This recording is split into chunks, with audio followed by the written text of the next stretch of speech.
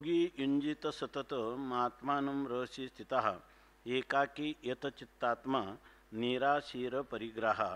योगी युंजित सततम आत्मानं रहसि स्थितः एकाकी यतचित्तात्मा निराशी अपरिग्रह।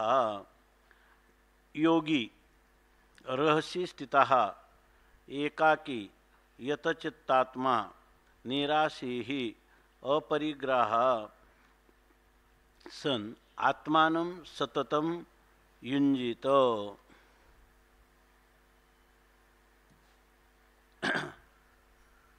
योगी म्हणजे योगाचा अर्थात ध्यान योगाचा अभ्यास करणारा जो पुरुष आहे त्याने रहसी स्थितः, रहसी म्हणजे एकांतामध्ये राहून, एकाकी एकटाच आणि एकांतामध्ये, यतचित्तात्मा ज्याने चित्त म्हणजे आपला अंतःकरण आधी आत्मा म्हणजे आपलं शरीर किंवा इंद्रियांचा समुदाय यांचं संयमन केलेला, निराशीही आशारहित किंवा तृष्णारहित होऊन, अपरिग्रह म्हणजे सर्व परिग्रहाचा म्हणजे आपल्याला जीवननिर्वाहाला आवश्यक असणाऱ्या वस्तूव्यतिरिक्त असणारे जे इतर पदार्थ आहेत त्या सर्व अनात्म पदार्थांचा ज्याने त्याग केलेला आहे किंवा कोणत्याही प्रकारचा संग्रह करीत नाही. आत्मानं सततम युंजित, अशा त्या पुरुषाने सततम आत्मानं युंजित, सतत आपल्या आत्मानं म्हणजे आपल्या अंतःकरणाला युंजित म्हणजे समाहित करावं किंवा अंतःकरणाला एकाग्र करावं, अंतःकरणाला स्थिर किंवा शांत करण्याचा प्रयत्न करावा. रहसी स्थितः एकांतामध्ये राहून राहणारा जो योगी आहे. या ठिकाणी योगी म्हणजे कोण? आता इथून पुढं काय आहे की आत्तापर्यंत सांगितलेला जो योगारूढ पुरुष आहे, त्याच्यानंतर सांगितलेला जो योगयुक्त आहे आणि योगयुक्त पुरुषांमध्येही ब्रह्मविद वरिष्ठ असा जो योगयुक्त आहे, अशा पुरुषांचं वर्णन केल्यानंतर अर्जुनाला असं वाटलं की ही स्थिती आपल्याला कशी प्राप्त होईल आणि आपल्याला कोण प्राप्त करून देईल. तर ही बाहेरून तर काय कवनाशी काय दिजेला अद्वैती ये, कोणच आपल्याला प्राप्त करून देत नाही, आपले आपणच करून घ्यावी लागते. पण आपणच आपली ही अवस्था कुठपासून तर निष्काम कर्मयोगापासून तर ब्रह्मविद वरिष्ठापर्यंत नैष्कर्म्य दशेपर्यंत हा सगळा प्रवास आपला आपणच करायचा असतो. परंतु हा अध्यात्माचा प्रवास गंतव्यस्थानापर्यंत जाईपर्यंत आपण काय केलं पाहिजे, अभ्यासाचं स्वरूप काय आहे, तर ते स्वरूप या ठिकाणी सांगतात. पहिलं सांगतात की योगी जो आहे त्या योग्याने सततम युंजित म्हणजे निरंतर अभ्यास करावा. म्हणून तेवी सदभ्यासे निरंतर चित्ताशी परमपुरुषाची मोहर लावी मग शरीरा आस्वा अथवा जावो. त्याने निरंतर त्याला चिंतन करायचं आहे. कारण त्याने सांगितलं की योगसूत्र आहे, ते आठवलं तर बघा, त्याच्यामध्ये योगसूत्रामध्ये त्यांनी सांगितलं की त्याने नित्य निरंतर केलेला जो अभ्यास आहे हा तर त्याची दृढ भूमी होते, दृढ भूमिकेला तो प्राप्त होतो. काय सूत्र आहे ते?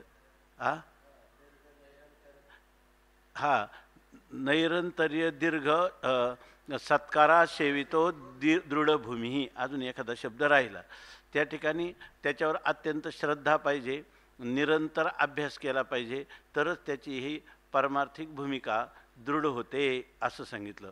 आणि हे निरंतर चिंतन करायचं ही गोष्ट सांगितली. आणि त्यासाठी त्या पुरुष कसा राहिला पाहिजे तर एकाकी एकटाच असला पाहिजे. परमार्थामध्ये एकटं राहणं हे त्याच्या परमार्थाच्या उत्कर्षाला निश्चित आणि लवकर कारण होतं. एकटं राहणं एकाकी असं सांगतात की त्या भागवतामध्ये आलं ना की दत्त महाराज जेव्हा त्या कुमारीच्या घरी गेले मधुकरीसाठी, तेव्हा ती एकटीच होती, पाहुणे आलेले होते. तेव्हा तिला त्या साळी कांडण करताना तिला लाज वाटली, कारण त्या कंकणाचा आवाज व्हायला लागला. तेव्हा पाहुणे आले, अशा वेळेला हे कंकण काढणं, हातातून पूर्ण काढून टाकणं तर काय होईल की या ठिकाणी अशुभ होईल.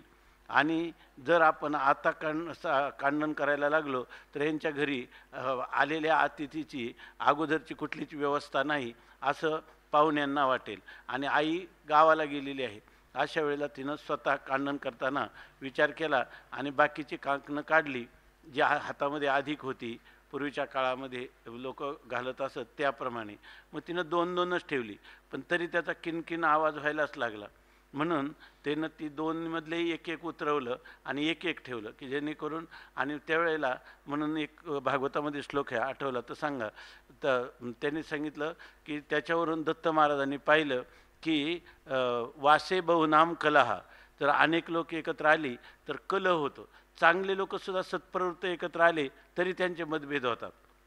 असं सांगतात की त्या नर्मदा मैयाच्या परिक्रमेला अनेक लोक एकत्र निघाले तर शेवटपर्यंत कोणीच जात नाही. मग शेवटी दोघं जण राहतात, त्या दोघाचे म्हणे शेवटपर्यंत कुठंतरी मागं पुढं होतं, भांडण होतं, असं लोक सांगतात. काय हां, ते याच्यावरून सांगा ना काय. हां बरं, तर त्याच्यामध्ये वासे बहुनाम कलहा, त्यांनी जर अनेक लोक एकत्र राहतील तर भांडण होतं. आणि जर दोघंच राहिले तर वासे बहुनाम कलहा द्वयोर वार्ता भवेदपी, आणि दोघं जण राहिले भवेद वार्ता द्वयोरपी. तर दोघं जण राहिले तर दोघं गप्पा गोष्टी करत राहतात, परमार्थाचं चिंतन नाही. स्वामी महाराज नेहमी म्हणायचे, स्वामी महाराज दोन प्रकाराने सांगायचे की मनुष्य एकटाच असला पाहिजे, दोघं नसले पाहिजे. कारण दोघं असले की त्यांचं खूप कालक्रमानं चांगली होते, फार गळ्यात गळा घालून, पण त्या ठिकाणी परमार्थाला मात्र अंतरतात. दुसरी एक गोष्ट ते सांगायचे, परमार्थ थोडा कमी झाला तरी कालक्रमानं निर्वेद होते, म्हणून दोघं असावेत असं ते कालक्रमानं निर्वेद होते. कारण काय, मनामध्ये इतकं बळ आहे का एकटं राहताना मनामध्ये आलेले जे विकार आहेत त्या विकाराचा प्रतिबंध करायला. बरं, आतमध्ये किती खोल ते कोणते विकार आहेत हे काही कळत नाही, ते एकटं असलं की कळतात, पण प्रतिबंध निवृत्तीचं साधन जर योग्य हाताला आलं नाही तर त्याचं अधपतन होतं. म्हणून त्या ठिकाणी दोघं असले तर निदान कालक्रमानं त्यांची सात्विक रीतीने होते. असं भवेद वार्ता द्वयोरूपे एकाकी विचारे तस्मात, म्हणून त्या काय एक एव विचारे तस्मात, म्हणून माणसांनी एकट्यानेच विचरण करावं. कुमार्या इव कंकणः, जसं त्या कुमारीच्या हातामधले एकटं कंकण आहे त्याप्रमाणे एकट्याने विचरण करावं. म्हणून एकाकी आणि सततम योगम युंजित असं सांगतात. त्याच्यानंतर हा ते जिथं अनेक लोकांचे येतं तिथं कल होतं, तोच अर्थ आहे त्याचा. नाथ महाराजांनी भागवतामध्ये विस्ताराने सांगितलेला अर्थ आहे. तर सतु निरंतर दीर्घकाल सत्कारा सेवितो दृढभूमी ही सतु नैरंतर्य असं सूत्र येते. आणि त्यांनी मग काय करावं, एकाकी राहायचं म्हणजे कुठे एकांतात राहायचं, म्हणजे गिरीकंदरामध्ये गुहा यांच्या आश्रयाने राहायचं. आणि पुन्हा एकाकी का म्हटलेलं आहे, एकांता रहस्य म्हणजे एकांतात राहायचं. आणि एकांतात राहून पुन्हा कसा एकाकी राहायचं, म्हणजे कोणाचंही त्याला साह्य किंवा आश्रय नसताना आपलं स्वतंत्र जीवन निर्वाह आपणच आपल्या बळावर भिक्षाटनादी किंवा कंदमळ फलं याच्यावर करावा, यासाठी तो एकाकी असला पाहिजे.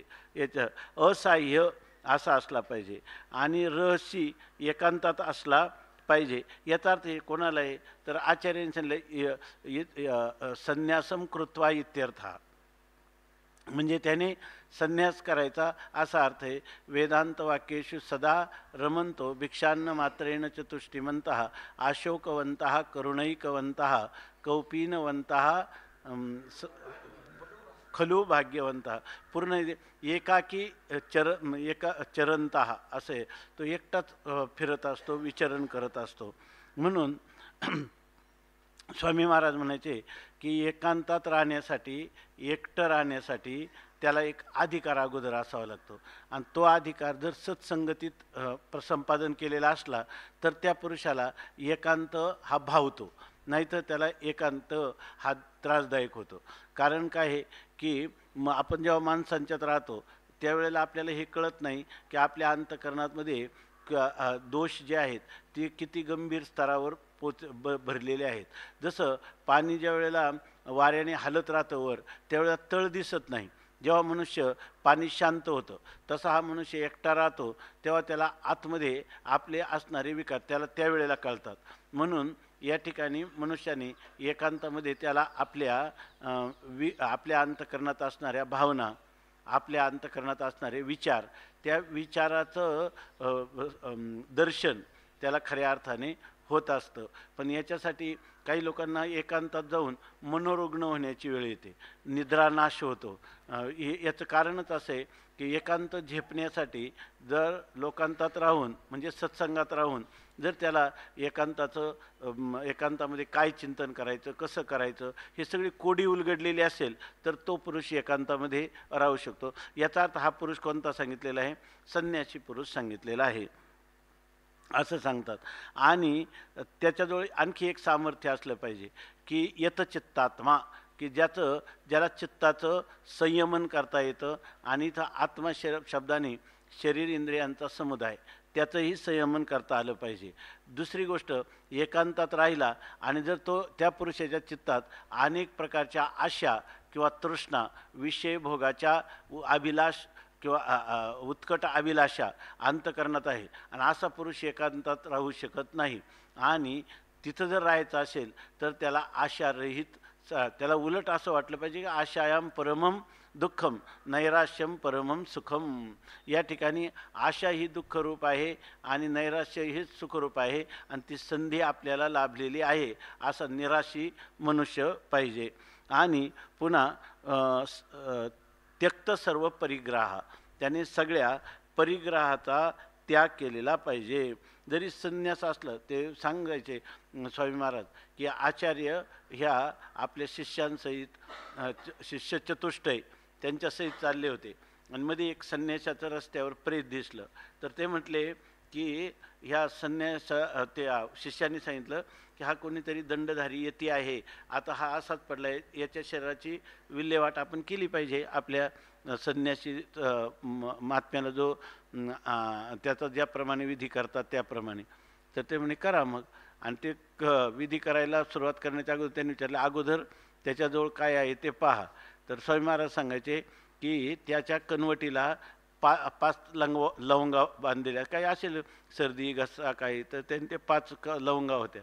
तर ते म्हटले त्याला आता जाळून टाकायला सांगा इथल्या वस्तीवरच्या लोकांना, कारण म्हटले हा काही संन्यासी नाही. म्हणजे हा अपरिग्रह जो आहे, एवढं सुद्धा उद्याची काय चिंता आहे याचं ते स्वामी महाराज म्हणायचे, 7वी पिढी क्या खाएगी, ही जर चिंता असली तर त्या ठिकाणी त्या पुरुषाला संन्यासाचा अधिकार नाही, किंवा त्याला एकांतात राहून तो चिंतन करू शकत नाही.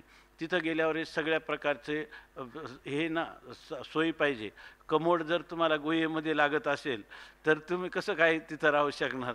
त्याच्यामध्ये तुम्हाला त्या ठिकाणी सगळ्या ज्या काही उपलब्धी आहेत, त्या अनुकूल उपलब्धी ज्याला पाहिजे तर तो करू शकत नाही. त्याला परिग्रहाचा संपूर्ण त्याग, कारण पुढं जाऊन त्याला काय करायचं आहे, येन तेजसी तत्यज. जो परित्याग केल्यानंतर फक्त त्यागिलाची राये भावना अंत किंवा वासना अंतरी. जर त्यागाच्या फक्त मी त्यागी आहे किंवा मी अमुक अमुक वस्तूचा त्याग केलेला आहे असं जर कोणी म्हणत असेल तर तेवढा त्याचासुद्धा त्याग तिथं चालत नाही. तेव्हा बाह्य त्यागामध्ये सर्व परिग्रहाचा त्याग त्याच्याजवळ पाहिजेच. ते एक महात्मे संन्यास घेतला आपले, तुम्हाला माहीत असेल कदाचित सुभाष महाराजांचा जास्त जवळचा संबंध आहे. तर ते सर्व सोडून गेले आणि नंतर त्यांनी काय केलं, संन्यास घेतला, एकांतात राहिले. एका म्हणजे गुहा तयार केली, जमिनीत गुहा तयार केली, ते बी कुठं जंगलामध्ये. आणि तिथं त्यांनी चिंतन केलं, पुन्हा मौन, पुन्हा बाहेर यायचं नाही. आणि आतमध्ये राहून इतकी पत्र पाठवली लोकांना की त्यांनी पुढच्या मोठ्या आश्रमाचं नियोजन करून ठेवलं तिथं. मग आता असं जे गोष्ट आहे तर ही काही एकांताची फलश्रुती नाही. एकांताची फलश्रुती एकच आहे अंत, ज्याला असं काय आहे परमात्मा. त्या एकच निर्णय परमात्मा, अहम ब्रह्मास्मी, याच्यासाठी तो एकांत आहे. त्याच्यामध्ये परिग्रह जर असेल मग ते बाहेर आल्यावर किती तारखेला येणार, किती वाजता येणार, मग त्यांचा तो सत्कार, मग त्याच्यानंतर ते करणारं भाषण, मग त्यांनी लोकांना दिलेले आशीर्वाद आणि मग पुढचं केलेलं नियोजन आजही ते आहेत. संन्यासी महात्मा आले असतील तुमच्या लक्षामध्ये. तर त्याच्यामध्ये ते सांगतात की याला अपरिग्रह जो आहे तो परिग्रह चालत ना. निर्वाहा पुरते अन्न आच्छादन आश्रमाशी स्थान कोपी गुहा. याच्यामध्ये वानप्रस्थाचे नियम सांगताना नाथ महाराजांनी भागवतामध्ये सांगितलेले की त्याला दात वगैरे नसले तर त्यांनी काय करायचे, ते फळं आणून दगडाने ठेचून वगैरे खायचे याच्यात. आणि त्याच्यातही आता फळं मिळत नाही ह्या दिवसात किंवा एखाद्या वेळेला उपलब्ध झाली म्हणून दुसऱ्या दिवसासाठी ठेवायची नाही, त्या असं पण सांगितलं नाथ महाराजांनी. नाथ महाराजांनी सांगितलं म्हणजे स्मृतिग्रंथामध्ये जे काही यतीचा धर्म सांगितलेला आहे त्याच्यामध्ये किंवा वानप्रस्थाचा धर्म सांगितलेला आहे तेवढाच सांगितलेला आहे त्याच्यामध्ये. जसं गृहस्थाश्रमाला अतिथी पूजन सांगितलेले, मग त्या अतिथी पूजनासाठी आपण पाहतो पुराणांमध्ये किंवा उदाहरणं, ते काही पण करायला तयार आहे. त्या स्वप्नामध्ये दिलेला आश्वासनसुद्धा पुरं केलं त्यांनी. कोणाला? विश्वामित्र हरिश्चंद्र राजाने. मग तो गृहस्थाश्रमाचा धर्म आहे. तसा अपरिग्रही असणं हा संन्यासाचा धर्म आहे. त्यांनी सांगितलं निराशी अपरिग्रह, याच्यावरून हे जे सांगितलेलं चिंतन आहे हे संन्यासासाठी सांगितलेलं आहे. योगी युंजित सतत महात्मानं रहसी स्थितः एकाकी यतचित्तात्मा निराशीर परिग्रह. आता यावर ज्ञानोबाराय आपलं भाष्य करतात.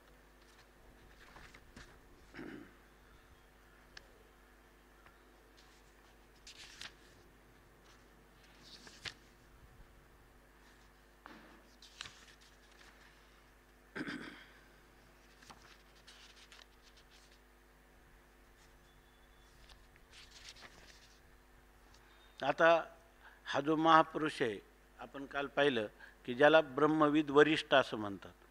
हा पहिल्यांदा जो योगयुक्त पुरुषाचं वर्णन केले ज्ञानविज्ञान तृप्तात्मा, आणि पुढचा जो श्लोक आहे सुहृन् मित्रार्युदासीन मध्यस्थ द्वेष्य बंधुषु, याच्यामध्ये हा जो योगयुक्त पुरुष आहे त्या योगयुक्तांमध्ये श्रेष्ठ असणारा नाम पहिल्या ज्ञानविज्ञान तृप्तामध्ये ब्रह्मविद पुरुषाची म्हणजे सत्वापत्तीला प्राप्त झालेल्या पुरुषाचं वर्णन आहे. आणि पुढचं जे वर्णन आहे ते ब्रह्मविद, ब्रह्मविदवर, ब्रह्मविदवर्यान आणि ब्रह्मविद वरिष्ठ ह्या तिघांचंही वर्णन याच्यामध्ये आलेलं आहे. किंवा जर तुम्ही म्हणत असाल सत्वापत्तीमधलाच आहे कारण त्याला सुहृद मित्र उदासीन असं प्रयोग केलेला आहे, याचा अर्थ त्याच्याबरोबर तो व्यवहार करतो, त्यांच्याबरोबर तो व्यवहार करतो असं जर तुम्ही म्हणत असाल तर व्यवहारी दशेत सत्वापत्तीमधली ही उच्च कोटीची अवस्था आहे, सत्वापत्तीमध्ये राहणार आहे. त्याच्यामध्ये एक लक्षण सांगितलं की ज्याच्यामुळं त्याला झालेला कोणताही जो काही इतरांपासून झालेली पीडा ती पीडा तो सहन करतो, परंतु इतरांना मात्र कधीच पीडा करत नाही असं त्याचं त्यांनी सांगितलं. खरं तर त्याचं जीवन असं आहे, माऊली पुढं सांगणार आहेत की त्या समुद्रामध्ये अनेक जलचर राहतात परंतु त्या जलचराला समुद्र कधी उबगत नाही आणि आणि जलचरसुद्धा समुद्राला कधी जयाचेनी अंगे न शिणे लोकू असं सांगितले. तेवी उन्मत्ते जगे जयाशी खंती न लगे जयाचेनी अंगे न शिणे लोकू असं सांगितलं. ते तेवी त्या दृष्टांत कोणता आहे की सिंधूचेनी माझे जळचरी भय नुपजे आणि जळचरी नुबगिजे समुद्र जैसा तैसा उन्मत्ते जगे तैसेनी उन्मत्ते जगे जयाशी खंती न लगे आणि जयाचेनी अंगे नशिने लोको असं स्वामी महाराज सांगायचे की हे त्याचं लक्षण आहे हे त्याचं लक्षण आहे. त्याच्यापासून कोणाला त्रास नाही, त्याला पण त्याचा कोणाला त्रास वाटत नाही, पण एवढं करून जर त्याला कोणापासून झाला तर त्याची तितिक्षा जशीच्या तशी राहते, एक बाह्य लक्षण म्हणून सांगायचे. याला ज्ञानेश्वरायांचं प्रमाण आहे.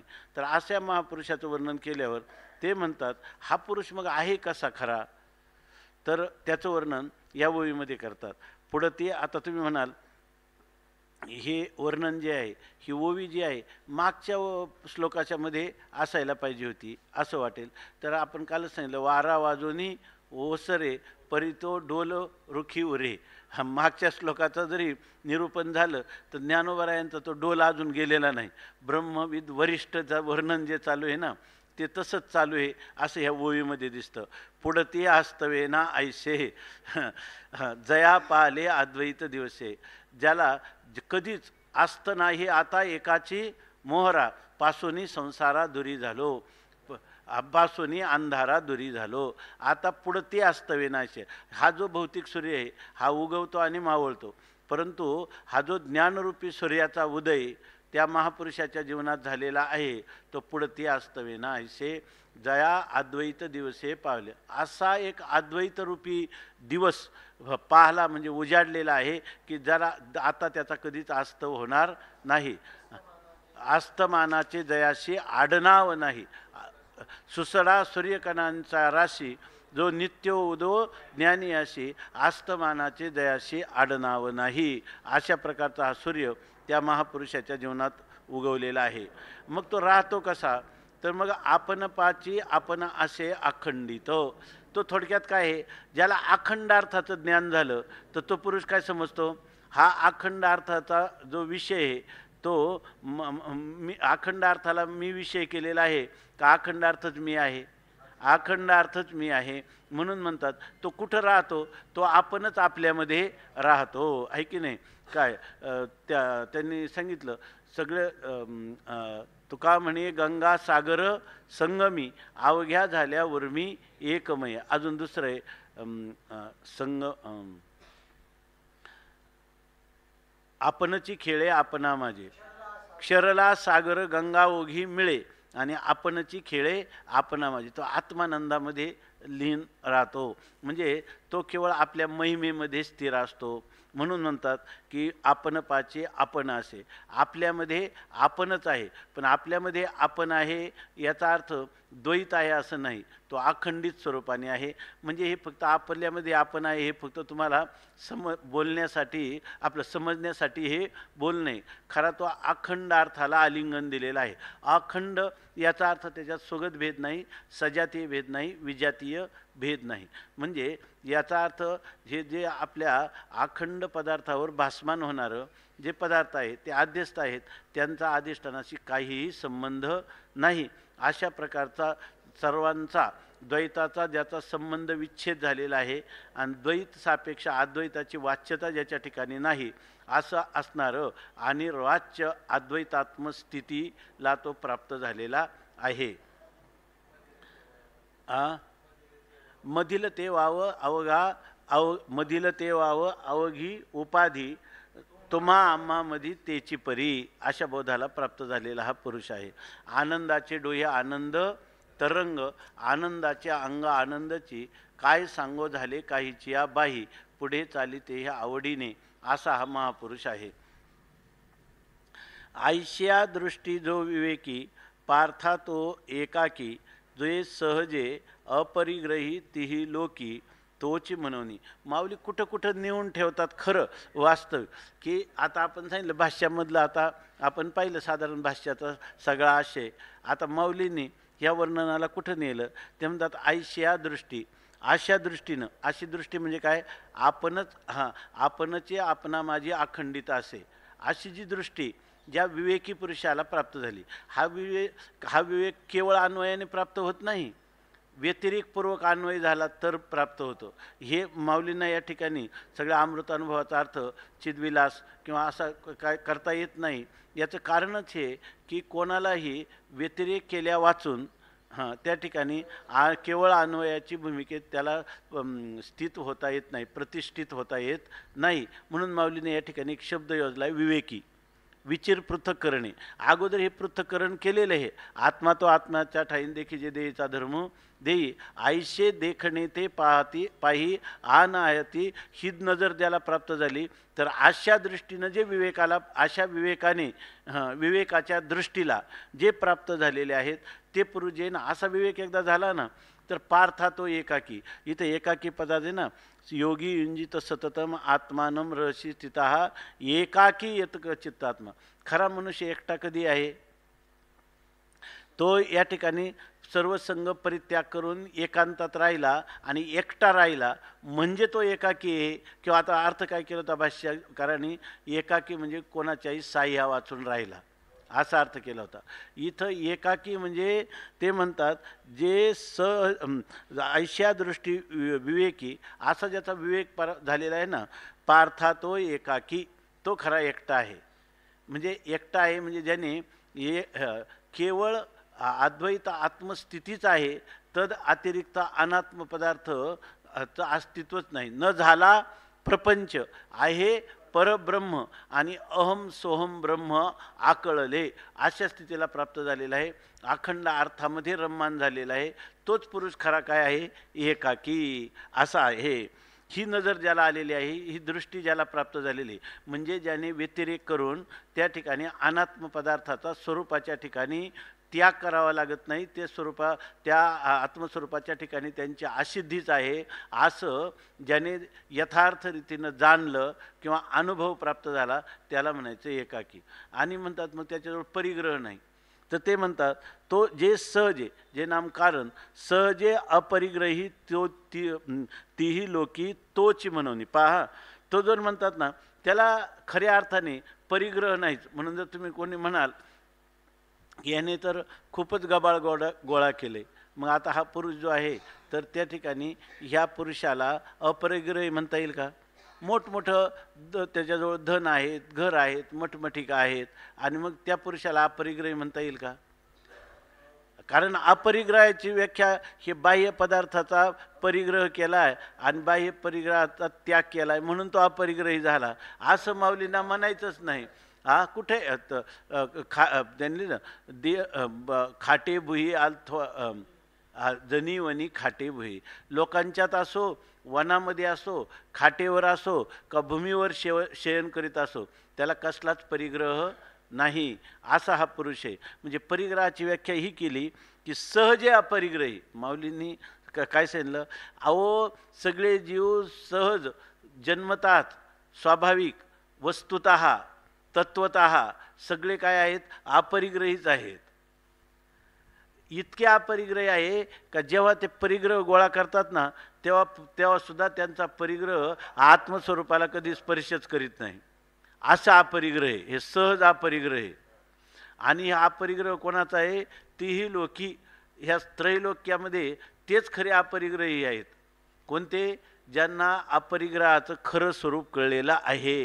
कारण असंग, निर्विकार, एकमेवा द्वितीय, स्वगत सजातीय विजातीय भेदरहित, केवल परमार्थिक सत्तावान असणारा जो परमात्मा आहे, त्या परमात्म्याला द्वैताने तो द्वैतरूप असणारा अज्ञान आणि अज्ञान कार्य याहून तो अस्पर्शित, अचुंबित असा कायमचाच आहे की नाही? असा नित्यच आहे.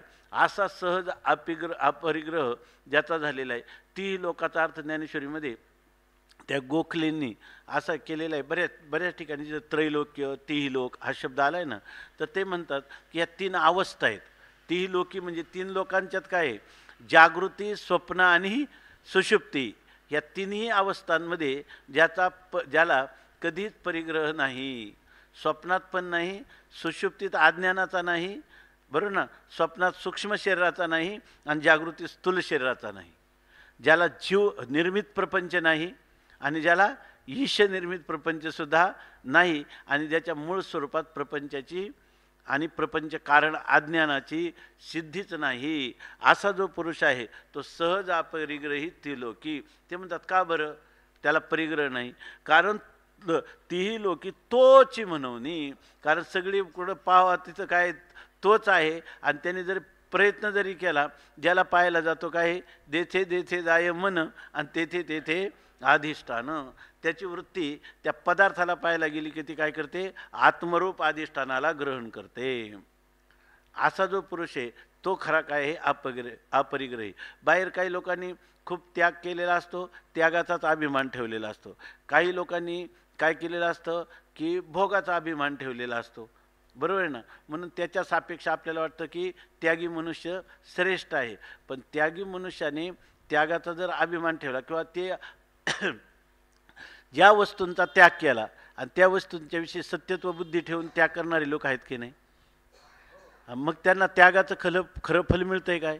नाही. आणि ही कशी गोष्ट आहे, आपण असा असणारा परिग्रह आपल्याकडं आहे का नाही, ही ही स्वसंवेद्य गोष्ट आहे. हे दुसऱ्यांना करणं. आमचे शास्त्री महाराज सांगायचे की एक स्टेशनवर गाडी थांबली आणि एक संन्यासी महात्मा आणि एक गृहस्थी शेठ दोघं शेजारी बसलेले होते. त्यांनी पाहिलं की आपल्यापेक्षाही जास्त सामान कोणाच्या गाडीत आहे, त्या गाडीमध्ये जास्त सामान कोणाचं आहे, संन्याशाचं आहे. आणि त्याच्या श्रीमंत शेठ सावकार असून त्याच्या ज्या बॅगा होत्या त्याच्यापेक्षा याच्या परदेशातून आणलेल्या बॅगा होत्या. आणि त्याचे जे कपडे होते ते शेठजीला लाजवणारे भरजरी असे ते काशाय वस्त्र त्यांनी धारण केलेले होते. ते त्याला आश्चर्य वाटलं. मग ते खाली पाणी पिण्यासाठी उतरले स्टेशनला आणि मग ते म्हटले, त्यांनी सांगितलं, का हो म्हणे तुम्ही संन्यासी? हो म्हणे संन्यासी.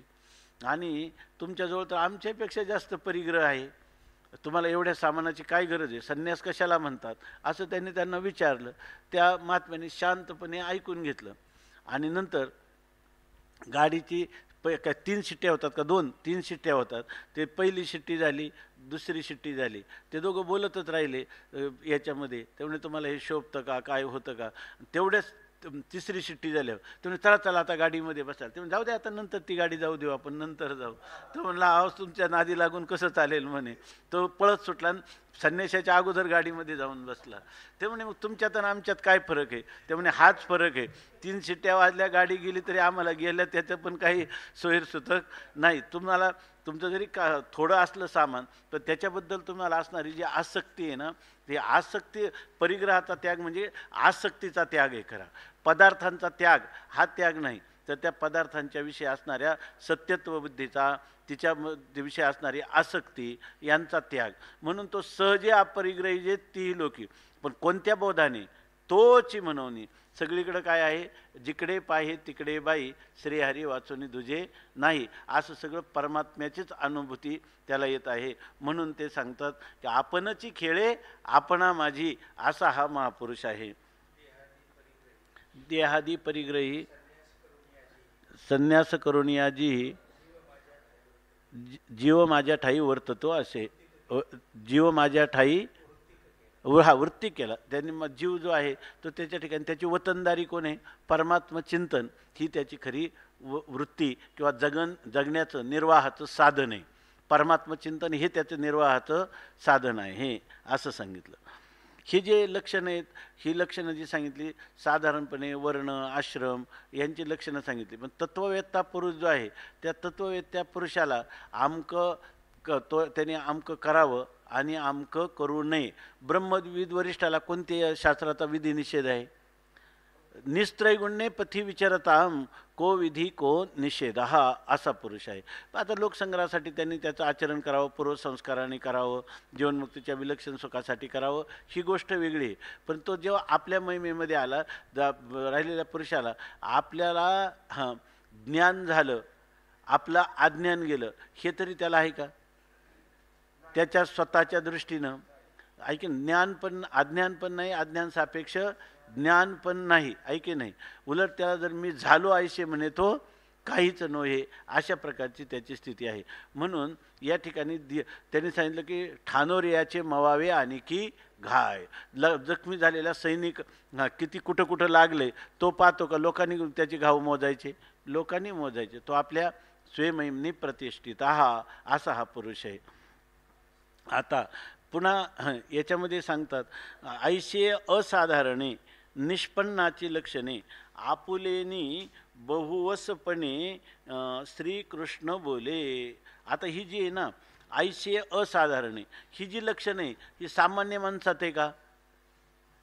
ही असाधारण अलौकिक अशा प्रकारची लक्षणं. पण ही कोणाची लक्षणे? निष्पन्न, म्हणजे जो वस्तुस्वरूपाला पूर्णपणे प्राप्त झालेला आहे. ब्रह्मवेद ब्रह्मैव भवती अशा ब्रह्मरूपतेला प्राप्त झालेल्या पुरुषाची ही लक्षणं आहे. आणि ती सगळी लक्षणं जी आहे ती आपुलेनी बहुवसपणे श्रीकृष्ण बोले. आणि आपुलेनी बहुवसपणे म्हणजे आपल्या ठिकाणी असणारे जे अनेक प्रकारचे गुण आहेत त्या गुणांनी म्हणजे भगवंताच्या ठिकाणी आपुलेनी बहुवसपणे आपल्या स्वतः भगवान याचं व्याख्यान करून राहिले. कोणाचं? ह्या महापुरुषाच्या जीवनाचं किंवा त्याच्या स्वरूपस्थितीचं वर्णन करतात. ते एका अंगाने वर्णन करतात का? नुसतं जितेंद्रिय म्हणून सांगतात का? ज्ञानविज्ञान तृप्तात्मा कुटस्थ विजितेंद्रिया एवढंच सांगतात का? सुरून मित्रार युदासीनं एवढंच सांगतात का? किंवा योगी युंजित सतत रहस्य महात्मानं स्थिता ही सगळी लक्षणं आहे ना. पण ही सगळी लक्षणं जी आहे तर त्या लक्षणं सांगत असताना भगवंतानी कारण काय आहे की ही सगळी लक्षणं सामान्यपणे ज्ञानीपुरुषाच्या ठिकाणी असतात, पण असतीलच सगळ्यांचा समाहारच असेल असं नाही. पण शास्त्राने मात्र सगळ्या ठिकाणी त्यांचा सर्वांचा समाहार एकत्रीकरणच वर्णन केलेले. आणि ही गोष्ट भगवान सांगत असताना आपल्याला एकतरी लक्षण अपुरा असावं असं वाटतं का? ही सगळीच लक्षणं असावी असं वाटतं की नाही? आणि तरच तो ब्रह्मवेत्ता आहे असं आपल्याला म्हणावं लागेल, आहे की नाही? म्हणून या ठिकाणी म्हणतात ही भगवंताची व्याख्यान करण्याची शैली आपुलेनी त्याची स्वतःचं असणारं बहुवसपण वेगवेगळ्या प्रकाराने वेगवेगळ्या शैलीनं सांगण्याचं तोच विषय सांगण्याचं जे वैशिष्ट्य आहे त्याला म्हणतात आपुलेनी बहुवसपणे श्रीकृष्ण बोले. श्रीकृष्ण परमात्म्याने ही सगळी लक्षणं त्या ठिकाणी सांगितलेली आहे. म्हणजे भगवंताच्या ठिकाणी असणारं स्वतंत्र प्रज्ञता जी आहे त्यामुळं भगवंतांनी ही वर्णनं वेगवेगळ्या प्रकारातून आपल्याला सांगितलेले. एकच पुरुष सांगायचा आहे, परंतु त्या ठिकाणी तुका म्हणे एका गव्हाचे प्रकार सांज दिवशी क्षीर घोगरिया या न्यायाने एक एक लक्षण खुलून सांगितलं. एकाकी अपरिग्रही ही जी लक्षणे योगी युंजित योगी युंजित सतत महात्मानं रहसी स्थिता एकाकी यथचित्तात्मा निराशेही अपरिग्रह असे अनेक प्रकारची जी लक्षणं आहेत त्या सगळ्या लक्षणांचा समुदाय एकत्र भगवंताने आपल्या शैलीनं सांगितलं. आपुलेनी बहुवसपणे, पण एकाच प्रकाराने सांगितलं नाही, बहुवसपणे त्याचंच वेगवेगळ्या शैलीतून किंवा वेगवेगळ्या दृष्टीनं ह्या सर्व लक्षणांचं वर्णन भगवान श्रीकृष्ण परमात्म्यानेही सांगितलेलं आहे. या ठिकाणी श्रीकृष्ण म्हणे हे सांगताना श्री आणि कृष्ण म्हणजे भगवंताच्या ठिकाणी श्री तो ही जी षड्गुण ऐश्वर्य संपन्नता आहे त्याच्यामध्ये श्री हे लक्षण जे हे सर्वात महत्त्वपूर्ण आहे. ऐका यश श्री औदार्य ज्ञान वैराग्य ऐश्वर्य हे साही गुणवर्य वस्ती जेथ म्हणून तो भगवंतो भगवान श्रीकृष्ण परमात्म्याचं श्री हे जे लक्षण आहे त्याच्या ठिकाणी ऐश्वर्य आहे. ते याचं म्हणजे भगवंताच्या ठिकाणी जी संपत्ती आहे म्हणजे दैवी गुण संपत्तीचा परमोत्कर्ष जीवनामध्ये असणार आहे. आणि ती दैवी संपत्ती दुसऱ्यामध्ये संक्रमित करण्यासाठी आपल्या अनुग्रहाने या हृदयाचं त्या हृदयात संक्रमित करण्याचं काय त्याला म्हणतो आकाट्य आणि अलौकिक दिव्य सामर्थ्य परमात्म्याच्या ठिकाणी आहे. आणि त्यामुळं काय होतं परमात्मा कृष्ण होतो. कर्षती इति कृष्ण. हां, तर विशेष करून तो असं म्हणतात कर्षती सगळ्या बाजूने जीवाला त्याचं चित्त जे बाहेर विक्षिप्त झालेलं आहे बाहेर फेकलेलं गेलेलं आहे अंतःकरणाच्या वृत्ती बहिर्मुख झालेल्या आहेत, पण कृष्ण परमात्म्याचं आकर्षण आहे. जर तुम्ही त्याचा तो आत्माराम त्या आत्मारामाचं दर्शन केलं तर तुम्हाला बाह्य विषयांचा काय पडतो विसर पडतो. त्याचं मन चित्ताची एकाग्रता साधून देते. आणि हे सामर्थ्य जर समजा जीवाच्या प्रयत्न कमी पडले तर त्याला आपल्या यम एव एष वृणते तेन लभ्या या न्यायाने परमात्मा त्याच्या हृदयामध्ये प्रविष्ट करून काय नामस्मरता हरी रिघे हृदया माझारी तेने धाके आभ्यंतरी हो लागे पुरी हृदय शुद्धी तेव्हा प्रपंच सांडोनी वासना आणि जडोनी ठाके जनार्दना. त्या श्रीकृष्ण चरणाच्या ठिकाणी त्याची आपोआप रती होते असं सांगतात. म्हणून अशा प्रकारचा श्रीकृष्ण अनेक अंगाने अर्जुनाला सांगतो. हे अर्जुनाचं काय आहे भाग्य आहे असं वर्णन करतात. आता हे सांगणारा जो अर्जुनाला आहे ह्या महापुरुषांचं वर्णन तो कोण आहे म्हणतात जो ज्ञानी यांचा बाप. जर माणसाला असं वाटलं की हे जे आपल्याला काय वाटतं हे सगळं कळतं की नाही, पण आपल्या हे लक्षात येत नाही बऱ्याच वेळा की सांगितलंय कोणी. स्वमुखे आपण सांगेतो श्री विष्णू श्री गीता हा प्रश्न अर्जुनाचे. आणि तो श्रीकृष्ण आहे कोण, सांगतोय कोण? श्रीकृष्ण परमात्मा. आणि तो श्रीकृष्ण परमात्मा की कोणाला सांगतो? अर्जुनाला. किती त्याचं अर्जुनावर प्रेम आहे, त्याचं अर्जुन किती भाग्यवान आहे हे चित्र आपल्या डोळ्यासमोर ठेवून, आणि किती पोटतिडकीनं सांगत आहे, हे सगळ्या जर गोष्ट लक्षात ठेवल्या, आणि हा सगळा जगन्नायक परमात्मा सांगत आहे आणि तो जगत कल्याणासाठी सांगत आहे, तर मला विचार करायची काही गरज आहे का याच्यामध्ये?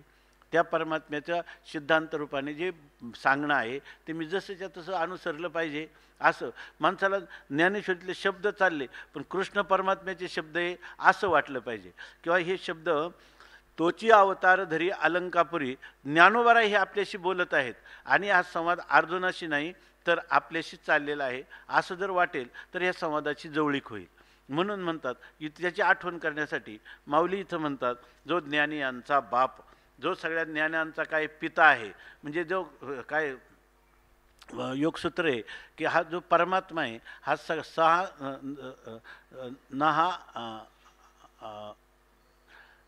म्हणजे परमात्मा हा सर्वांचा आद्य गुरु आहे. हा सर्वेशामपि आद्य गुरु. हो, हा परमात्मा सर्वांचा आद्य गुरु आहे की नाही? म्हणून परमात्मा किंवा ईश्वर हा सर्वांचा काय आहे? आद्य गुरु आहे. तो या ठिकाणी बोलत आहे. तो कसा आहे? तर ज्ञानी यांचा बाप. की इतर ज्यांच्या ठिकाणी बुद्धीतून आपल्याकडे काय आहे, जेव्हा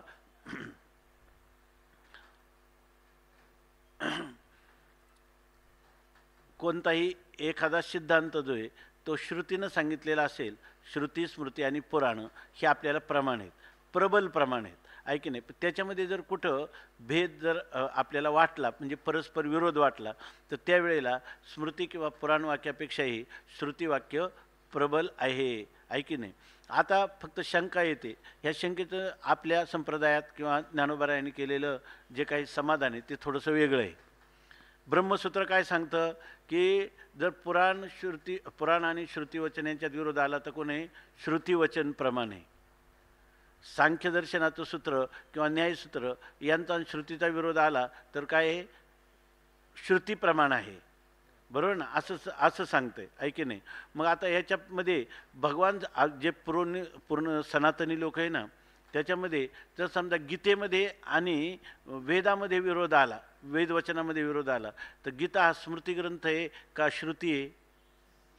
स्मृतिग्रंथ आहे. मग अर्थात कोणाला मानावं लागेल? श्रुतीला मानायला पाहिजे, असं आहे की नाही? आपल्या संप्रदायात गवगाव काय आहे? गीतेचा गवगाव आहे की नाही? पण जर कुठे विरोध आला तर काय करायचं? तर आपण काय बोललो आता? ब्रह्मसूत्राला प्रमाण मानायचं. बरोबर आहे ना? मग आता असा विचार आपल्याकडं नाही. आपल्याकडं असा विचार ज्ञानोबा मांडलेला आहे. चांगलं पहा, विचार नाही म्हणजे तुमचा सामान्य पातळीवर तो ठीक आहे, पण गीतेच्या बाबतीत जेव्हा तुम्ही विचार करता तेव्हा माऊलींना ती गीता ही वाटत नाही का श्रुतीपेक्षा वेगळा ग्रंथ आहे आणि हा पौरुषेय ग्रंथ आहे, असं माऊली या ठिकाणी समजत नाही. किंबहुना निवृत्तीनाथ महाराजच समजत नाहीत. म्हणून निवृत्तीनाथ महाराजांनी खरं वेदाचं सार सर्वस्व सांगण्यासाठी ह्या ग्रंथाला निवडलं आणि त्यांना सांगितलं. तर त्या दृष्टीनं पाहताना माऊली काय म्हणतात? कांडत्रय निरूपिणी श्रुतीचं हे कोडीसवानी गीता पद्यरत्नांची लेणी लिहिली आहे, असा भावुक दृष्टिकोन ठेवून गीतेकडं पाहतात. आणि नाथमाराजसुद्धा स्वमुखे आपण सांगेतो श्री विष्णू असं म्हणतात. तर त्याच्यामध्ये याचा अर्थ असा आहे की म्हणे का बरं नाही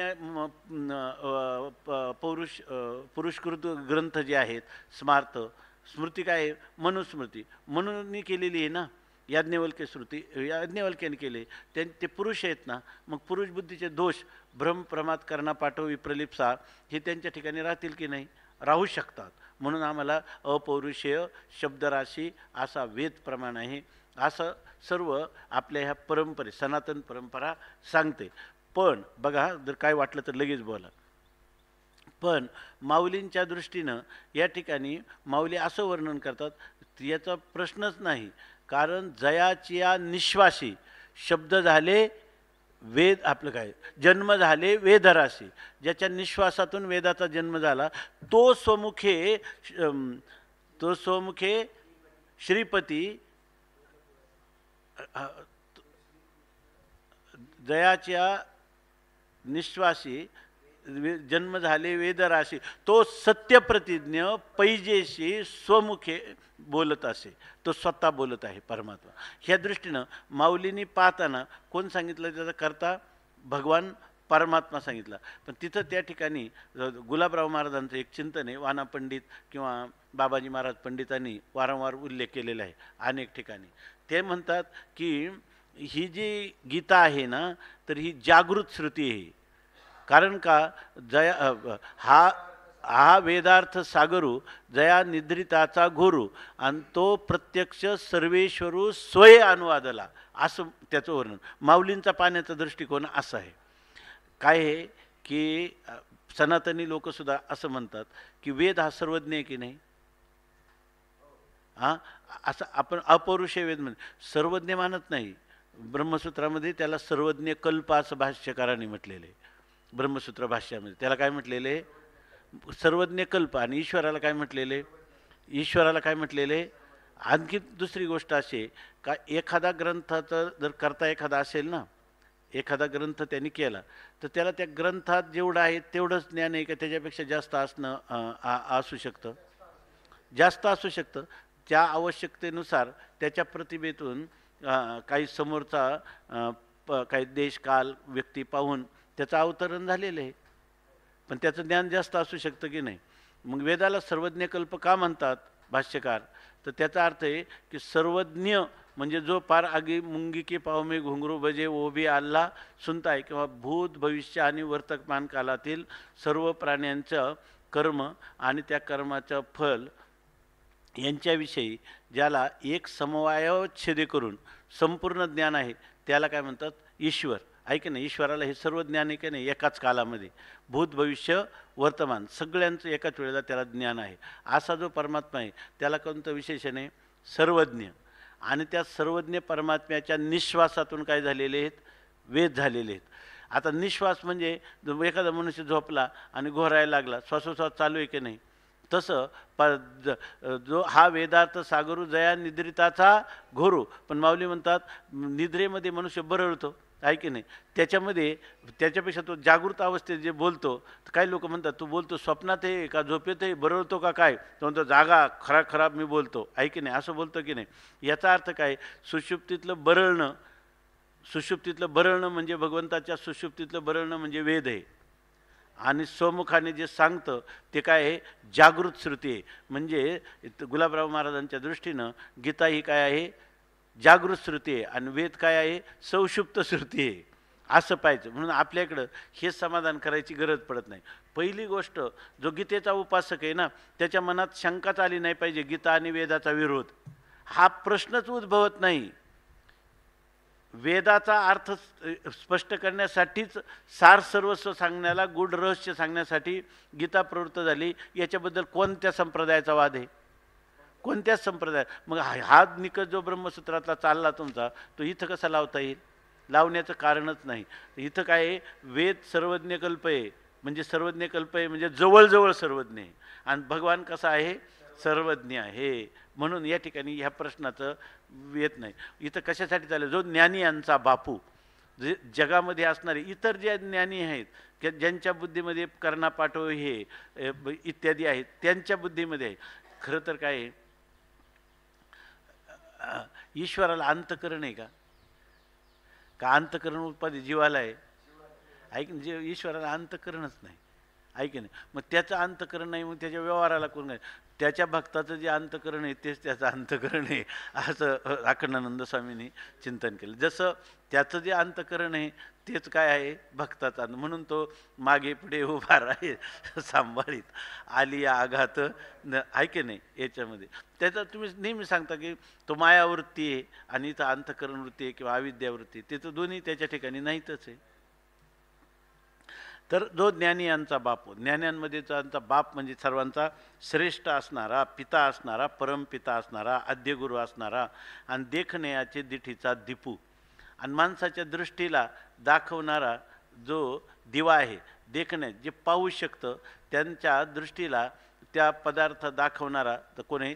दीप आहे. त्याचप्रमाणे खरं आपल्याला हे सर्व दाखवणारा त्यांनी मी होऊनी दिवटा पुढा पुढा चाले. माऊली लिहितात ना, मला वाटतं 10व्या अध्यायात आहे की तेषां सततयुक्तानां भजतां प्रीतिपूर्वकं ददामी बुद्धियोगं तम येन मामुपयांति ते तेषामेवानुकंपार्थ महमद ज्ञानजम तमः नाशयाम्यात्मभावस्थो ज्ञानदीपेन भास्वता. मग हा खऱ्या रीतीनं देखण्या जे पाहतात त्यांच्या दृष्टीला दीपाप्रमाणे असणारा कोण आहे? हा परमात्मा आहे. आता परमात्मा आपल्या हीच देखणे म्हणजे मुमुक्षू, आणि त्या मुमुक्षूंना आपल्या आत्मवस्तू पाहणारा दाखवणारा दिवा कोण आहे? साक्षात हा परमात्मा आहे. आणि तो परमात्मा सांगतो. दिवा समोर असला की बाह्य दृश्य पदार्थांचं प्रकाशन होणारच की नाही. तसा परमात्मा जर प्रवृत्त झाला तर तो मुमुक्षूंना आपल्या स्वरूपाची ओळख करून देणारच की नाही. अरे ज्यांना ज्ञान व्हावं की नाही हे वाटत सुद्धा नाही, पण फक्त भगवंतावर निश्चिम प्रेम आहे, त्यांना सुद्धा तो भगवान म्हणतो ददामी बुद्धियोगम तम. आहे की नाही? असा जर परमात्मा आहे तर तो खऱ्या अर्थाने देखण्या पुरुषांच्या दृष्टीचा दीप कोण आहे? तो श्रीकृष्ण परमात्मा आहे. इथे हे सांगायचे. सांगणारा कोण आहे? तर जया दादुलयाचा संकल्पो विश्वरची. आणि तो परमात्मा काय आहे? त्यांनी दिले ना, घडीमोडी हेळा मात्रे पाप पुण्य संचिता. काय आंधळ्या पांगळ्याचा एक विठोबा दाता, प्रसवला विश्व तोची होय सर्व जाणता. घडीमोडी हेळा मात्रे पाप पुण्य संचिता, भवदुःख कोणवारी तुझं वाचुनी चिंता. धर्मगा जागो तुझा तूची कृपाळू राजा, जानशी जीविचेगा न सांगता सहजा. असा परमात्मा आहे. आणि तो परमात्मा या ठिकाणी आपल्याला बोलत आहे. देखणे यांचे दिखीचा दीपू आणि जया दादुलयाचा संकल्पू. दादुला म्हणजे इतका समर्थ परमात्मा आहे का केवळ संकल्प मात्राने विश्वरची या सृष्टीला उत्पन्न करतो. आहे की नाही? परमात्म्याच्या नुसता संकल्पात ही सृष्टी उत्पन्न करते. संकल्पात जीवाच्या ठिकाणी आहे का? कुठं स्वप्नात सृष्टी करतो जीव तेवढा, आहे की नाही? आपल्या संकल्प मनोरथ करतो तर मनोरथाच्या उतरंडी फक्त काय चढी उतरी एवढंच त्याचं स्वरूप आहे. स्वप्नातला कोणताही पदार्थ जागृतीत उपलब्ध करण्याचं सामर्थ्य नाही. आहे की नाही? पण जीव जो आहे तर तो अल्पज्ञ आहे, अल्पशक्तिमान आहे. ईश्वर सर्वज्ञ आहे आणि सर्वशक्तिमान असल्यामुळं तो केवळ संकल्पानेच ह्या सगळ्या विश्वाची रचना करतो. नुसता त्यांनी संकल्प केला की एकोहम बहुश्याम प्रजायेय का लगेच सगळं जग उत्पन्न होतं. एवढं त्याच्या संकल्पात सामर्थ्य आहे. परमात्म्याचं अजून वर्णन करतात. प्रणवाचे पेठे झाले शब्द ब्रह्म माझिटे, ते जयाचिया यशा धाकुटे वेढू न पुरे. प्रणवाचे पेठे शब्दब्रह्म माझिठे झाले, ते जयाचिया यश ते धाकुटे जयाचिया वेशा हा दयाचिया यशा वेढू न पुरे. आता असं सांगितलं की परमात्म्याचा वाचक शब्द कोण आहे? प्रणव. तस्य वाचका हा प्रणवा म्हणजे आकार उकार आणि मकार. ही प्रणवाची काय पेठ म्हणजे बाजारपेठ आहे. ही बाजारपेठ आहे. आणि त्या बाजारपेठेमध्ये म्हणजे थोडक्यात काय आहे, वेद जो आहे मूळ कसा होता? ओंकार स्वरूप किंवा प्रणव स्वरूप होता. आणि प्रणवाचा विस्तार म्हणजे हे सर्व 4 वेद आहेत. असंच आपली सनातन संस्कृतीची नित्य चालत आलेली मान्यता आहे. सगळं कोणापासून झालेले? प्रणव. ओम नमोजी आद्या वेद प्रतिपाद्या जय जय स्वसंवेद्या आत्मरूपा. प्रणव जर सगळं ह्या प्रणवाचं किंवा ओंकाराचं वर्णन करणारं कोणतं उपनिषद आहे? संपूर्ण मांडुक्य उपनिषद आणि मांडुक्य कारिका ह्या प्रणवाचं वर्णन करतात. म्हणजे जागृती अवस्थेतला सगळा प्रपंच कोणाचा आहे? जीवाचा. प्रणवाचा विस्तार आहे. स्वप्नातला प्रणवच आहे. आणि सुषुप्तीमध्ये देखील काय आहे? प्रणव आहे. आणि समाधीमध्ये सुद्धा प्रणवच आहे. किंवा जगत समष्टी जगत जी आहे त्याची उत्पत्ती आकार, उकार त्याची स्थिती आणि मकार त्याचा लय, हेच काय आहे? सर्व कोण आहे? प्रणवच आहे. ओम, अकार उकार आणि मकार यांनी म्हणजे ओम हे सर्वात काय आहे, सर्व आद्य बीज आहे. ते म्या नमिले ते ते श्रीगुरु कृपा मिया नमिले आदी बीज. सर्वात आद्य बीज कोण आहे? परमात्मा. आणि त्या परमात्म्याची ओळख कोणत्या नावाने करून देतात? ओंकार. 17व्या अध्यायामध्ये काय ओवी आहे? त्याला नाही, त्यांनी सांगितलं की परमात्म्याची ओळख करण्यासाठी माझी अविद्या वर्गाचे राती ओळखावया श्रुती खून केली. श्रुतीनं खून केलेली. कोणती खून केली? संकेत केला. तो कोणता? तर माझी अविद्या ते किरा अनाम अजाती, माझी अविद्या वर्गाची राती ओळखावया श्रुती खून केली. अविद्या वर्गाच्या रात्रीमध्ये जीवांना परमात्म्याची ओळख होण्यासाठी खून केली, संकेत केला. आणि तो संकेत कोणता आहे? तर ओम, की तो प्रणव हा त्याचा काय आहे? संकेत. प्रणवाने काय होतं? परमात्म्याचं तुम्हाला दर्शन करण्यासाठी, ज्ञान होण्यासाठी. हा मूळ सगळा वेद त्याने लिहिले. भागवतामध्ये नाथ महाराजांनी लिहिले. कृतयुगामध्ये वेद कुठं होता? वेद फक्त सगळा प्रणव स्वरूप होता. 4 वर्ण नव्हते, एकच वर्ण होता. ऐक ना, सर्वांचा एकच वर्ण होता. आणि सर्वांचा मंत्र काय होता? एकच प्रणव होता. म्हणजे याचा वेद हा प्रणवामध्येच सगळा निहित होता. परंतु ते म्हणतात की प्रणवाचे पेठे, ही प्रणवाची काय आहे? बाजारपेठ आहे. आणि त्या पेठेमध्ये माणसाला बाजारामध्ये काय वस्तू वेगळ्या घ्यायच्या, वेगवेगळ्या वस्तू बाजारात असतात. आणि प्रणव तर काय आहे? एकच आहे.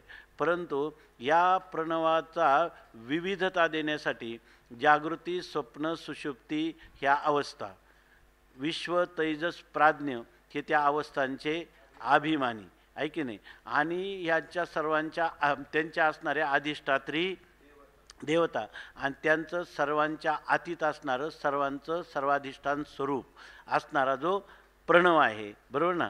तर त्या प्रणवाला अनेकता, बहुविधता प्राप्त झाली म्हणून प्रणवाचा बाजारपेठ आहे. आणि त्याच्यासाठी काय म्हणतात? मग आता त्या प्रणवामध्ये अनेक रूपं त्याला द्यायची. ती कोणी दिली? तर झाले शब्द ब्रह्म माजिटे. शब्द ब्रह्म कोणाला म्हणतात? वेदाला. वेद काय झालं? त्या प्रणवाच्या बाजारपेठेमध्ये माजिठे झाले, म्हणजे वस्त्र झालं, बरोबर ना. ते वस्त्र झालं किंवा आपण काय करायचं? ह्या संपूर्ण परमात्म्याच्या स्वरूपाला गवसणी घालायची असं वेदाने ठरवलं. ओंकाराला अभिप्रेत किंवा ओंकाराच्या संकेताने अभिप्रेत असणारं जे परमात्म्याचं निरतिशय व्यापक स्वरूप, त्याचं दर्शन करून देण्यासाठी, बरोबर ना, वेद काय म्हटला की त्याला आता आपण पूर्णपणे त्याचं कथन, निरूपण, स्पष्टीकरण करू. म्हणून ते त्याच्यामध्ये काय झालं? त्या बाजारपेठेत एक वस्त्र झालं. परंतु ते जयाचिया यशा धाकुटे. परंतु ते जे आहे ना, प्रणवाला, परमात्म्याला, निरतिशय व्यापक आपल्या ब्रह्मस्वरूपाला किंवा ब्रह्मात्मकीय स्वरूपाला ते गवसणी आच्छादन करू शकलं नाही. म्हणजे त्याचं पूर्णपणाने स्पष्टीकरण करू शकलं नाही. कारण ते का? ते दाखवते, ते अपुरच पडलं. कोणतं? भगवंताच्या फक्त यशाचं वर्णन करायला. भगवंताच्या षड्गुणापैकी एका गुणाचं वर्णन करायचं म्हटलं यश, तर त्या यशाचं वर्णन करायला याला यश आलं नाही. जयाचे यशा दाकुटे, किंवा ज्याचं जे यश आहे ते यश जे आहे तेच अपुरं पडलं. म्हणजे त्याला त्या परमात्मा स्वरूपाचं सर्वांगाने स्पष्टीकरण करता आलं नाही. कशावरून? वेढू न पुरे, त्याला सगळ्याला ते गवसणी घालू शकलं नाही. कारण का? वेद जाणू गेला तोही मौनावला, किंवा श्रुती नेती नेती म्हणती गोविंद रे, त्याला त्या वेदाचं विधिमुखाने वर्णन करता आलं नाही. म्हणून तो वेद काय म्हणायला लागला की मौनावला. आणि त्या ठिकाणी तो काय म्हणतो? न इति असा नाही, असा नाही. कसा आहे? तर मौन, त्याला सांगता आलं नाही. अशी त्या वेदाची स्थिती आहे, बरोबर ना. येण्याची, कारण का? येण्याची पडवणी काय सुरुवात, येण्याची पडवणी वेद केला शहाणा हो. सुरुवात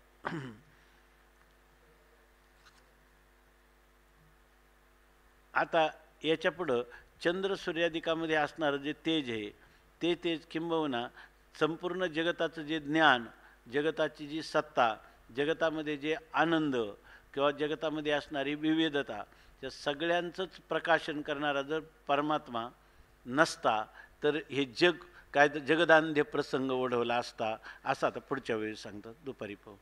पुंडली